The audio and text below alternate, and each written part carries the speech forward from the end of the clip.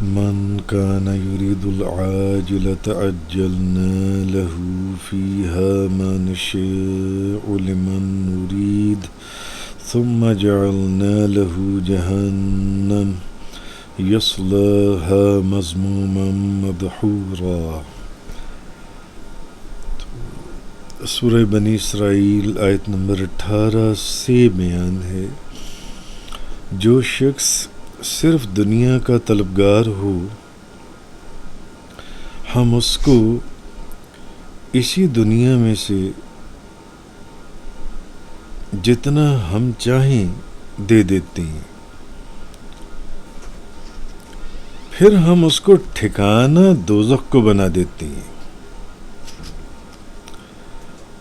جس میں وہ مذمت کے ساتھ دھتکارا ہوا داخل ہوگا۔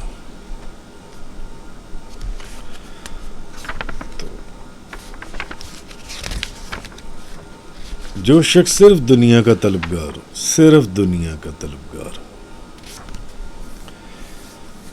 تو یہ ضروری نہیں ہے کہ جو دنیا کا طلبگار ہو، طالب دنیا، اس کی ہر خواہش پوری کی جائے۔ جو دنیا کا طلبگار ہے، یہ سمجھنے والی چیز ہے، اور اس کو صرف دیا ہی جائے۔ جو صرف دنیا کا طلبگار ہے، ایک ہے دنیا کا طلبگار اور ایک ہے آخرت کا طلبگار۔ تو جو صرف دنیا کا طلبگار ہو، یہ ضروری نہیں ہے کہ طالب دنیا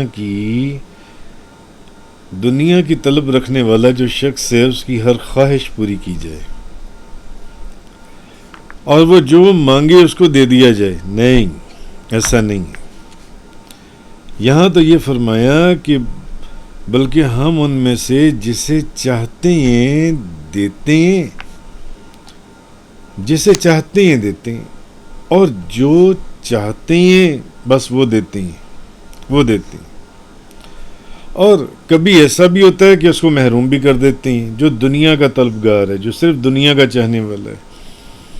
ایک تو یہ کہ ہم ان میں سے جس کو چاہیں دے دیتے ہیں، جو دنیا کا طلب، ایسا نہیں کہ سب کو دے دیا جائے، اور دوسرا جو چاہتے ہیں وہ دیتے ہیں، یہ نہیں ہے کہ جو اس نے مانگا ہے وہی اس کو دے دیا جائے۔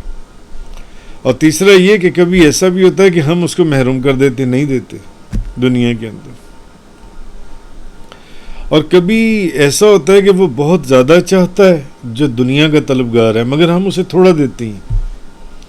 اور کبھی ایسا ہوتا ہے کہ وہ عیش چاہتا ہے مگر ہم اسے تکلیف دیتے ہیں۔ یہ بات چل رہی ہے دنیا کے طلبگار، جو دنیا کا طالب ہے۔ اب اگر آپ اس چیز کے اوپر غور کر لیں جو میں نے آپ کے سامنے بیان کی ہے، تو آپ کو یہ بات سمجھ میں آ جائے گی کہ جو کافر ہے وہ دنیا اور آخرت دونوں کے خسارے میں ہے۔ آپ غور کر لیں، اس کو دنیا میں بھی نقصان اور آخرت کا تو نقصان انڈرسٹوڈ ہے نا، 100% فائنل ہے نا کافر کے لیے، جو صرف دنیا کا طلبگار ہے۔ اور رہی بات دنیا کی، تو اس میں تو یہ کہ ان میں سے جسے چاہیں گے دے دیں گے، اور جو چاہیں گے وہ دیں گے۔ اور یہ بھی ہو سکتا ہے کہ کچھ بھی نہ دیں، محروم کر دیں، اور یہ بھی ہو سکتا ہے کہ وہ تھوڑا چاہے، زیادہ چاہے ہم تھوڑا دیں، اور یہ بھی ہو سکتا ہے کہ وہ عیش چاہے ہم اسے تکلیف دیں۔ تو اگر ان حالتوں کو دیکھ لیں تو جو دنیا کا طلبگار ہے وہ دنیا میں بھی خسارے میں رہا اور آخرت میں بھی وہ خسارے میں رہا۔ اگر دنیا میں اس کو پوری مراد دے دی گئی تو آخرت کی بد نصیبی، عذاب اور خسارہ تو اس کے ہاتھ ہے ہی نا جن سے۔ لیکن جو مومن ہے، جو آخرت کا طلبگار ہے ساتھ، وہ فرض کر لیں، سپوز کہ وہ دنیا میں وہ فقر کی زندگی بسر کر رہا ہے، سپوز تنگ دستی کی زندگی وہ بسر کر گیا، تو جو مومن ہے آخرت کی نعمتیں تو اس کے لیے جو نہ ختم ہونے والی دائمی نعمتیں ہیں، جن کی کوئی مثال ہی نہیں ہے، وہ تو اس کے لیے موجود ہے نا۔ اور فرض کر لیں کہ اگر مومن کو دنیا میں بھی اللہ عیش عطا فرما دے تو پھر وہ دونوں جہانوں میں کامیاب ہو گیا. یعنی مومن ہر حال میں کامیاب ہی ہے. اگر دنیا میں وہ تنگ دست پہ بھی ہے تو آخرت کی نعمتیں اس کا انتظار کر رہی ہیں جو نہ ختم ہونے والی ہیں جون سی. اور اگر اس کو دنیا میں بھی عیش اور آرام دے دیا گیا اور آخرت میں بھی اللہ تعالیٰ نے اس کے لیے وہ جو نعمتیں اور برکتیں رکھی وہ دونوں یعنی مومن ہر حال میں کامیاب ہے. خسارہ اور نقصان اور عذاب کافروں کے لیے جو صرف دنیا کے طالب ہیں جن سے. کافر جو ہے وہ اگر دنیا میں آرام پا بھی لے، امیر کبیر ہے، ارب پتی کھرب پتی ہے، دنیا کا امیر ترین آدمی ہے، مگر آخرت میں تو اس کے لیے ذلت اور رسوائی اور جہنم کا عذاب جون سا ہے وہ ہے ہی ہے. حضرت ابو امامہ رضی اللہ تعالیٰ عنہ روایت کرتے ہیں کہ رسول اللہ صلی اللہ علیہ وسلم نے فرمایا قیامت کے دن اللہ کے نزدیک لوگوں میں بدترین درجے والا وہ بندہ ہے جو دوسروں کی دنیا کی خاطر اپنی آخرت برباد کرتے، جو دوسروں کی دنیا کی خاطر اپنی آخرت برباد کرتے. اس لیے کوشش کرنا چاہیے، یعنی کوشش کیا 100% اس پر کوشش ہی محنت کرنی چاہیے کہ انسان کو اپنی آخرت کو تباہ اور برباد نہیں کرنا چاہیے دوسروں کے لیے، رشتہ داروں کے لیے، اولاد کے لیے نہیں، اللہ کے احکامات کے اوپر عمل کرنا چاہیے. تو حضور نے فرمایا قیامت کے دن اللہ کے نزدیک لوگوں میں بدترین درجے والا وہ بندہ ہے جو دوسروں کی دنیا کی خاطر اپنی آخرت کو برباد کر دے، تباہ کر دے. جو کامل مومن ہے نا، کامل مومن، اس کا دل دنیا میں رہتا ہے، اس کا دل دنیا میں رہتا ہے مگر اس کے دل میں دنیا نہیں رہتی. جو کامل مومن ہے، کامل مومن، دل میں صرف دین ہوتا ہے، اللہ کے احکامات کی بجاوری اور یہ ساری چیزیں ہوتی ہیں. اگر دل میں دین کی بجائے دنیا آ جائے تو پھر وہ ہلاک ہو جاتا ہے، کیونکہ کشتی پانی میں جائے تو تیرے گی، لیکن اگر پانی کشتی میں آ جائے تو کشتی ڈوب جائے گی. تو دل دنیا میں رہتا ہے مگر دل میں دنیا نہیں رہتی. جو کامل مومن ہے جو ان سے اس کی بات کی جا رہی ہے. اچھا آگے آیت نمبر 19 میں فرمایا وَمَنْ أَرَادَ الْآخِرَةَ وَسَعَى لَهَا سَعْيَهَا فَهُوَ مُؤْمِنٌ فَأُولَئِكَ كَانَ سَعْيُهُمْ مَشْكُورًا. اور جو شخص آخرت کا طلبگار ہو اور اس کے لیے ایمان کے ساتھ ساتھ بھرپور کوشش کرے تو انہی لوگوں کی کوشش مشکور مقبول ہوگی. جو شخص آخرت کا طلبگار ہو، اگلی آیت میں یہ فرمایا، اور ایمان کے ساتھ کوشش کرے، پوری کوشش کرے، انہی لوگوں کی کوشش مشکور ہوگی، مقبول ہوگی. اب کوشش کے مقبول ہونے کی اللہ تعالیٰ نے اس آیت میں 3 شرطیں بیان کی ہیں. پہلی ایمان، دوسرا نیت، اور تیسرا اللہ کا قرب حاصل کرنے کے لیے جو صحیح طریقہ ہے. مفسرین نے لکھا مختلف تفسیروں کے اندر کہ اس آیت کے اندر اللہ نے 3 چیزیں بیان کی ہیں کہ کوشش کا جو مقبول ہونا ہے اس میں ایک ایمان، دوسرا نیت، اور تیسرا اللہ کا تقرب حاصل کرنے کا جو صحیح طریقہ ہے وہ کیا ہے. اچھا ایمان کی شرط کیوں ہے؟ اس لیے کہ ایمان کے بغیر کوئی عمل مقبول ہی نہیں ہوتا. اگر ایمان نہیں ہے تو جتنی مرضی آپ نیکیاں کرتے پھریں، جتنی مرضی آپ خیرات کرتے رہیں، لوگوں کو کھانا کھلاتے رہیں، جو مرضی کرتے رہیں، وہ کسی کام آئیں گی؟ نہیں. جیسے سورۃ النحل کے اندر ہم پڑھ رہے ہیں من عمل صالحا من من ذکر او انثى فهو مؤمن فلنحيينه حياة طیبہ وَلَنَجْزِيَنَّهُمْ أَجْرَهُمْ بِأَحْسَنِ مَا كَانُوا يَعْمَلُونَ۔ جس شخص نے نیک عمل کیے، خواہ مرد ہو یا عورت، بشرطے کہ وہ مومن ہو، تو ہم اس کو ضرور پاکیزہ زندگی کے ساتھ زندہ رکھیں گے اور ان کے نیک اعمال کا ان کو ضرور بہترین اجر عطا فرمائیں گے۔ معلوم ہو گیا کہ ایمان کے بغیر کوئی نیک عمل مقبول نہیں ہوتا، ایمان کے بغیر کوئی نیک عمل مقبول نہیں ہے۔ حضرت عائشہ صدیقہ طیبہ طاہرہ زاہدہ عابدہ رضی اللہ تعالی عنہا بیان کرتی ہیں کہ میں نے عرض کیا یا رسول اللہ، زمانہ جاہلیت میں ابن جدعان رشتہ داروں کے ساتھ بڑا نیک سلوک کیا کرتا تھا اور مسکینوں کو کھانا کھلاتا تھا، کیا یہ عمل اس کو آخرت میں نفع دے گا؟ بی بی عائشہ فرماتی ہیں کہ میں نے نبی پاک صلی اللہ علیہ وسلم سے پوچھا، میں نے کہا یا رسول اللہ، زمانہ جاہلیت میں وہ بندہ رشتہ داروں کے ساتھ بڑا نیک سلوک کرتا تھا، مسکینوں کو کھانا کھلاتا تھا، کیا یہ عمل اس کو آخرت میں نفع دے گا؟ آپ نے فرمایا یہ عمل اس کو نفع نہیں دے گا، کیونکہ اس نے ایک دن بھی یہ نہیں کہا تھا اے میرے رب قیامت کے دن میری خطاؤں کو بخش دے۔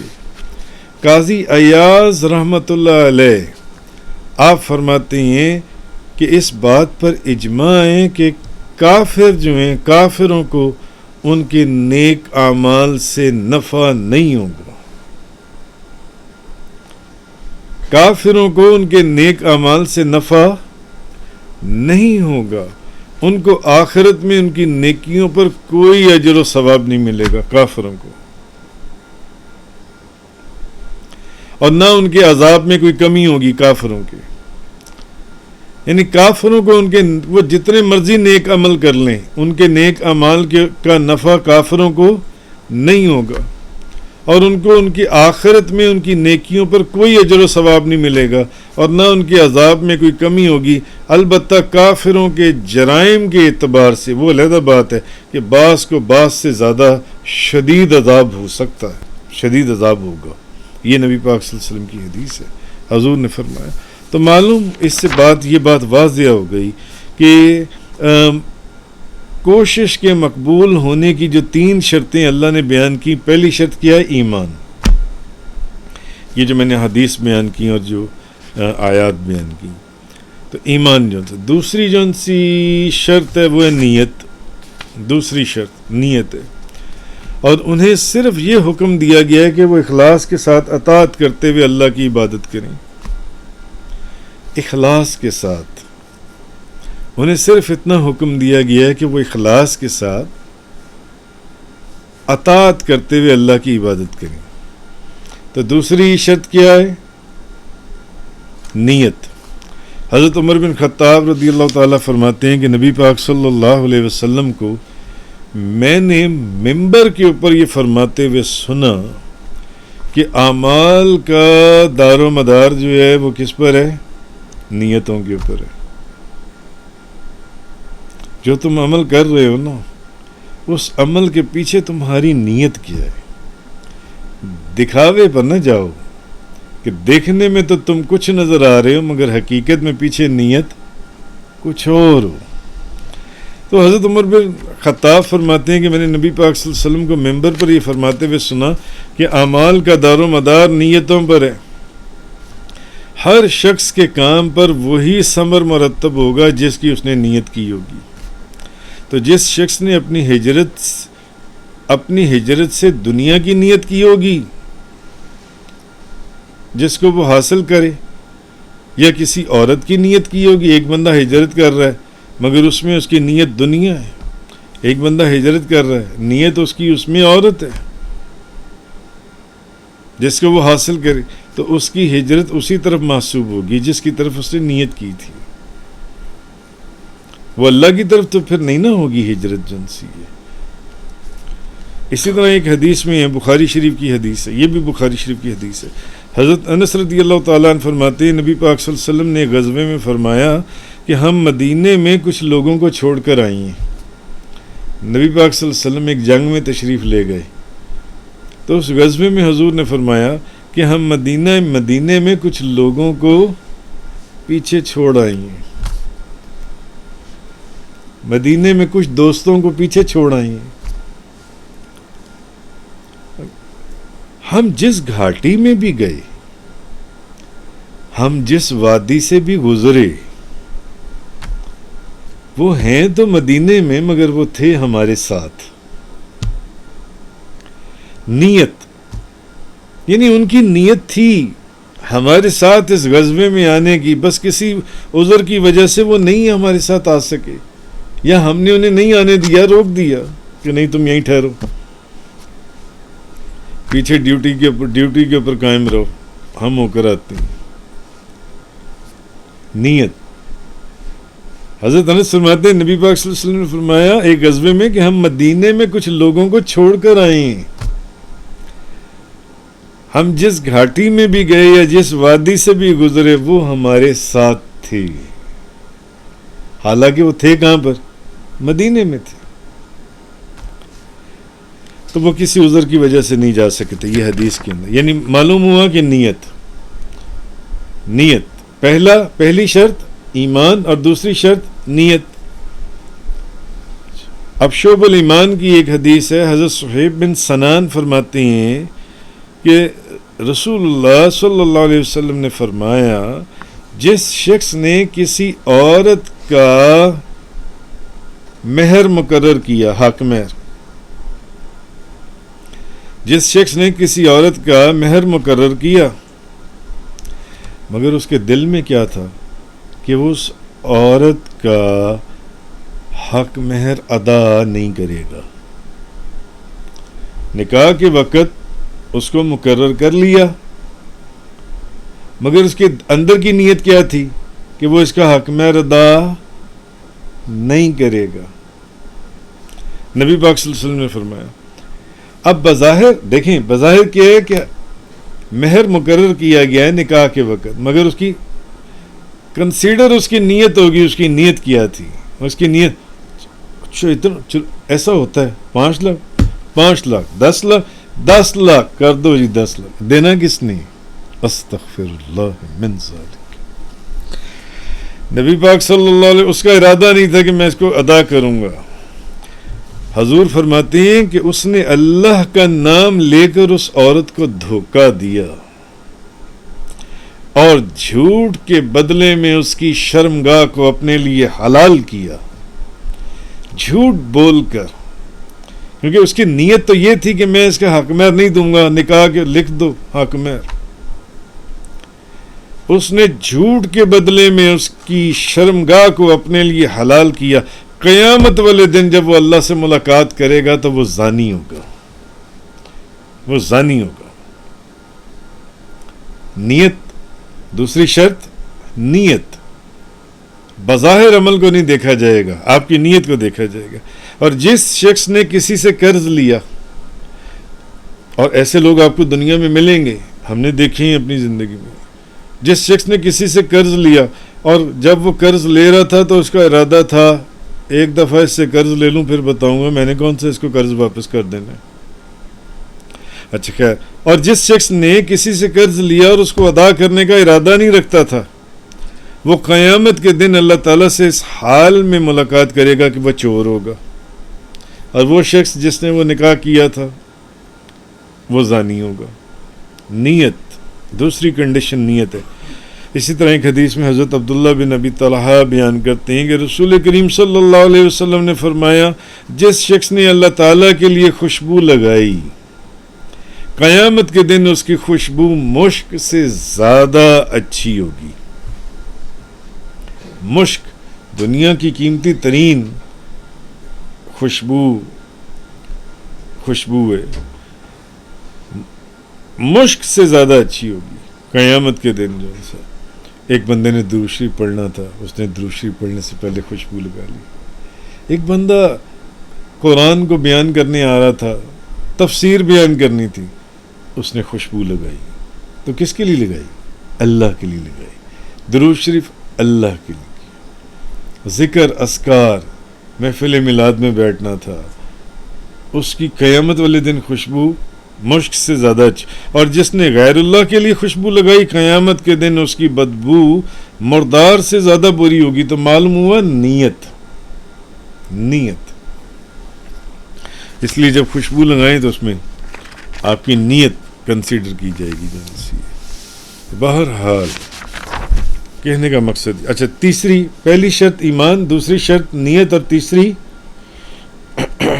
کہ اعمال کے مقبول ہونے کا صحیح طریقہ، تیسری جو چیز ہے کہ اللہ کا تقرب حاصل کرنے کا صحیح طریقہ، تیسری چیز جو ہے جس کو اس آیت کے اندر بیان کیا گیا۔ اب اللہ کا تقرب حاصل کرنے کا یا اللہ کے قرب حاصل کرنے کا صحیح طریقہ یہ ہے کہ قرآن عظیم، قرآن، نبی پاک صلی اللہ علیہ وسلم کی سنت، حدیث، پھر اجماع ائمہ کا، پھر ائمہ مجتہدین کی ہدایات، ان کی جو بھی ہدایات ہیں اس کے مطابق اللہ تعالیٰ کی اطاعت اور عبادت کی جائے۔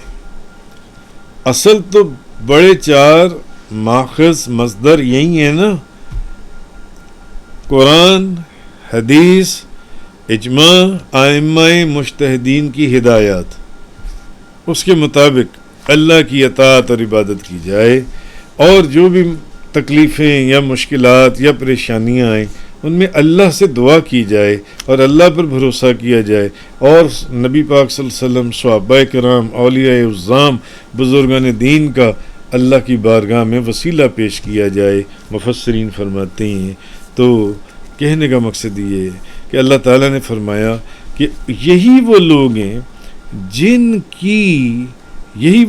انہی لوگوں کی کوشش مشکور ہوگی، انہی لوگوں کی کوشش جو ہے مشکور ہوگی۔ فَأُولَئِكَ كَانَ سَعْيُهُمْ مَشْكُورًا، انہی لوگوں کی کوشش مشکور ہوگی، یعنی اللہ تعالیٰ نے فرمایا انہی لوگوں کی کوشش، تو معنی یہ ہوا کہ اللہ تعالیٰ ان کی کوشش کا، ان کی شکر ادا کرے گا۔ تو اللہ تعالیٰ کی شان یہ ہے کہ اس کا شکر ادا کیا جائے، نہ کہ وہ آپ کا شکر ادا کرے۔ تو پھر یہاں یہ کیوں فرمایا گیا؟ تو اس کا مطلب اصل میں یہاں یہ نہیں کہ وہ آپ کا شکر ادا کرے گا، بلکہ اس کا مطلب یہ ہے اللہ تعالیٰ کے شکر ادا کرنے کا معنی یہ ہے کہ وہ جو آپ نے نیک اعمال کیے ہوں گے وہ ان کی تعریف کرے گا اور ان کی حوصلہ افزائی کرے گا، اور ان نیک کام اور نیک اعمال کرنے والوں کو اللہ تعالیٰ نیک اور اچھی جزا دے گا۔ آگے فرمایا آیت نمبر 20، کُلًّا نُمِدُّ هَؤُلَاءِ وَهَؤُلَاءِ مِنْ عَطَاءِ رَبِّكَ، ہم آپ کے رب کی عطا سے اس کی اور اس کی ہر فریق کی مدد کرتے ہیں، اور آپ کے رب کی عطا، وَمَا كَانَ عَطَاءُ رَبِّكَ مَحْظُورًا، اور آپ کے رب کی عطا کسی سے روکی ہوئی نہیں ہے،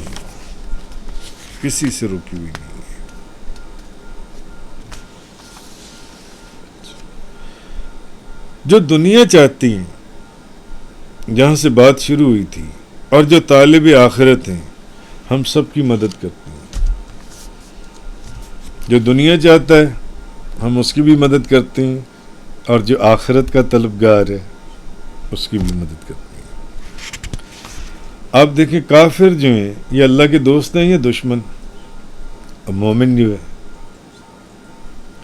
کافر جو ان سے ہیں یہ اللہ کے دشمن ہیں، اور وہ صرف دنیا کے طلبگار ہیں، دنیا کو چاہتے ہیں اور دنیا کے لیے ہی کوشش کرتے ہیں۔ اللہ تعالیٰ آپ نے دیکھا ان کو بھی تو دنیا میں عطا فرماتا ہی ہے نا، کافروں کو بھی عطا فرماتا ہے۔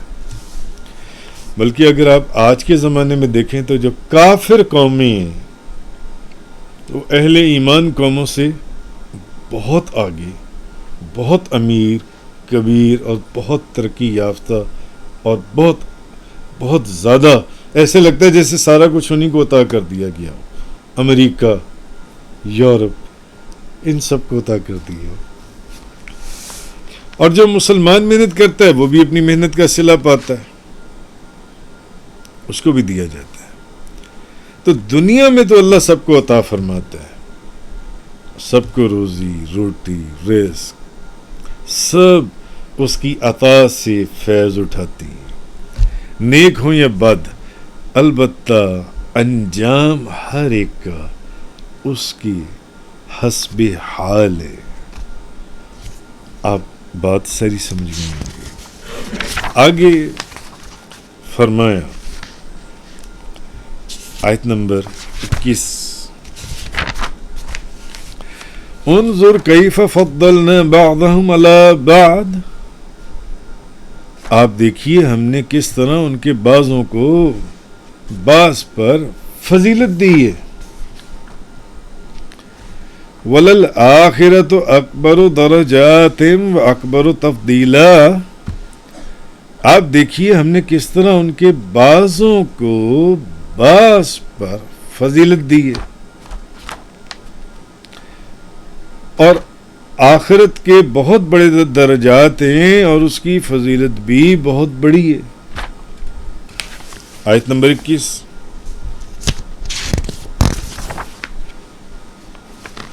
اصل میں اللہ تعالیٰ نے یہاں پر یہ فرمایا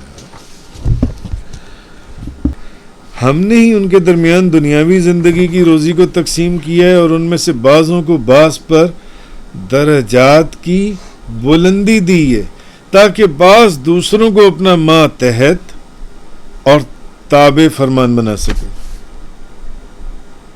تابع فرمان میں یعنی آسان لفظوں میں آپ اس کو اس طرح سمجھیں کہ مال اور دولت، منصب، عقل، فہم، ہم نے اس کے اندر فرق رکھا ہے.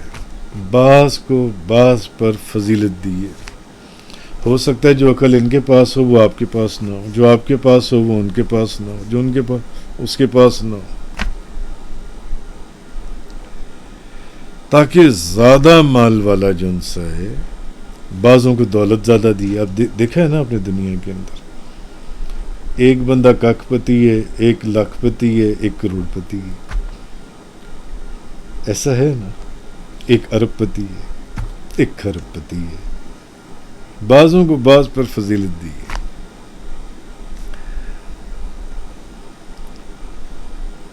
تاکہ زیادہ مال والا کم مال والے کو، اور بلند منصب والا کم منصب والے کو، اور زیادہ عقل والا کم عقل والے کو اپنا ماتحت بنا سکی، جو یہاں فرمایا گیا.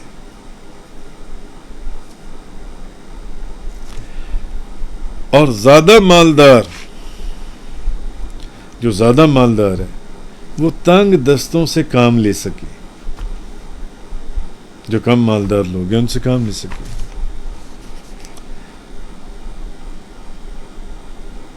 تو اللہ تعالیٰ کی اسی حکمت بالغہ سے کائنات کا نظام چل رہا ہے. اس حکمت سے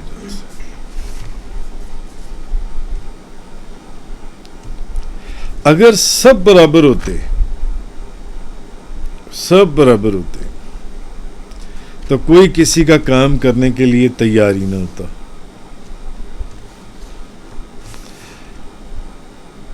اگر سارے ایک بلڈنگ بنتی ہے، ایک اس بلڈنگ کا مالک ہے اور ایک بنانے والے اس کے مزدور ہیں، راج ہیں، مستری ہیں.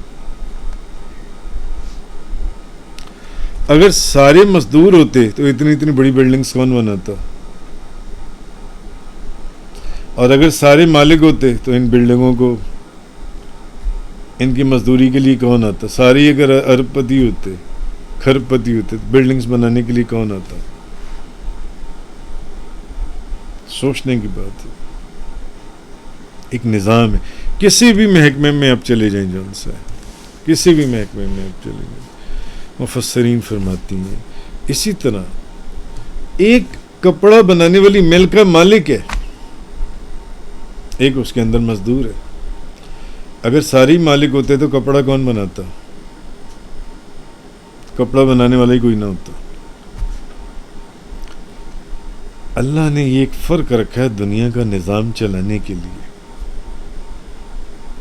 اگر سارے استاد ہوتے تو شاگرد کون ہوتا, اور سارے شاگرد ہوتے تو استاد کون ہوتا؟ نظام ہے اللہ تعالیٰ کا. اور یہ نظام کے لیے ضروری تھا کہ بعض کو بعض پر فضیلت دی جائے. یہ چیز اللہ نے اس آیت میں جن سے یہ ارشاد فرمایا.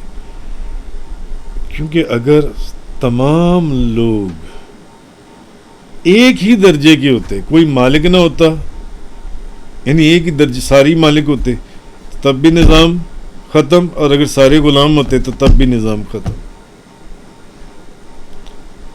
اس نظام کو چلانے کے لیے ضروری تھا کہ کوئی مالک بھی ہو اور کوئی غلام بھی ہو. کوئی مالک بھی ہو, کوئی نوکر بھی ہو. جن سے ایک پولیس کا محکمہ لے لیں, اگر سارے کانسٹیبل ہوتے, ساری اے ایس آئی ہوتے, تو کون پولیس کا محکمہ چلاتا؟ اوپر کوئی ڈی ایس پی, کوئی ایس پی, کوئی ڈی آئی جی, آئی جی, اوپر جو سارا نظام کو کنٹرول کرتی ہیں. ایک سسٹم ہے جن سے. تو اگر سب لوگ ایک درجے کے ہوتے تو یہ نظام کائنات چل ہی نہیں سکتا تھا. آگے فرمایا لا تجعل مع اللہ الہا آخر فتقعد مذموما مخذولا. اے مخاطب, تو اللہ کے ساتھ کسی اور کو عبادت کا مستحق نہ بنا کہ تو ناکام اور مذمت کیا ہوا بیٹھا رہ جائے. اب اس آیت کی تفسیر میں دو قول ہیں. ایک قول یہ ہے کہ اس آیت میں نبی پاک صلی اللہ علیہ وسلم کو خطاب کیا گیا, اور ظاہر سی بات ہے ایک سوچنے والی کہ نبی پاک صلی اللہ علیہ وسلم کی شان سے یہ بہت بعید ہے, بلکہ محال ہے کہ آپ اللہ کی عبادت میں کسی اور کو شریک بنائیں. اس لیے مفسرین نے فرمایا ہے کہ بظاہر نسبت آپ کی طرف نسبت ہے, مگر مراد اس سے آپ سرکار کی امت ہے. آپ کو نہیں فرمایا گیا, خطاب آپ سے, بات آپ سے کی جا رہی ہے. اور دوسرا قول یہ ہے کہ اس آیت میں انسان سے خطاب کیا گیا ہے. اور جو شخص یہ کہتا ہے کہ اللہ کا شریک ہے وہ جھوٹ بولتا ہے. جو بندہ کہتا ہے کہ اللہ کا کوئی شریک ہے وہ جھوٹ بولتا ہے. اس لیے جو فرمایا گیا مذمت کی گئی ہے تو جھوٹے کی مذمت کی جاتی ہے, جھوٹے کی مذمت کی جاتی ہے. اس آیت نمبر 22 کے اندر لا تجعل مع اللہ الہا آخر. اے مخاطب, تو اللہ کے ساتھ کسی اور کو عبادت کا مستحق نہ بنا کہ تو ناکام اور مذمت کیا ہوا بیٹھا رہ جائے. نہ کرے اس سے. اور اس کے ناکام ہونے کی وجہ کیا ہے جس آیت کے اندر فرمایا گیا کہ تو ناکام اور مذمت کیا ہوا جن سے, کیونکہ اس شخص نے تمام عمر جو اللہ کے ساتھ کسی کو شریک ٹھہراتا ہے بتوں کی عبادت کی, یا اللہ کے سوا دوسری چیزوں کی اس نے عبادت کی ہے, تو اس سلسلے میں ظاہر ہے اس کو ذلت اور رسوائی بھی حاصل ہوئی ہے, اور اس کو اس چیز کا کوئی صلہ نہیں ملے گا, بلکہ الٹا آخرت میں اس کے لیے عذاب لکھ دیا گیا ہے. تفسیر قرآن کا یہ لیکچر انگلش میں سننے کے لیے براہ کرم ڈسکرپشن میں موجود لنک پر کلک کریں.